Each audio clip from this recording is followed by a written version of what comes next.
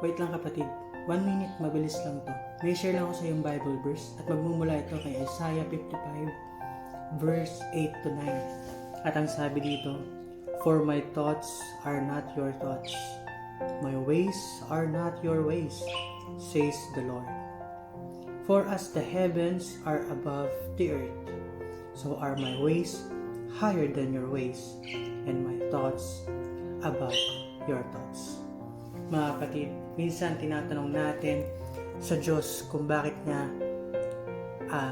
ginawa na pahintulutan na maranasan natin ang isang problema na kung saan tayo ay makakaranas ng sakit at bighati, mawala ng mahal sa buhay, lumayo ang mga kaibigan, magkaroon ng sobrang bibigat na problema at mga sakit. Lahat yan ay ipinahintulot ng Panginoon. Nang sa gayon, mas lalo akong tumibay. Huwag natin sisisihin ng Panginoon dahil hindi siya ang nagbigay niyan, kundi ipinahintulot niya ito para sa iyo kapatid na mas maging matibay at lalong lumapit sa Kanya.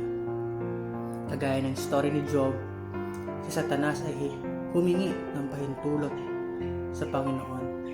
Nabigyan niya ng iba't ibang karanasang masakit si Job para malaman at patunayan kung talagang nananampalataya si Job sa Panginoon. At ipinahintulot ito ng Panginoong Diyos kay Job.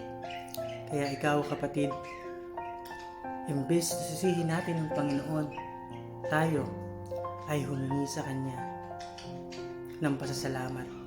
Dahil sa binigay niyang ito, tayo ay nagiging matibay. Mas lalo tayong lalapit sa Kanya at mas lalo natin siyang sasambahin.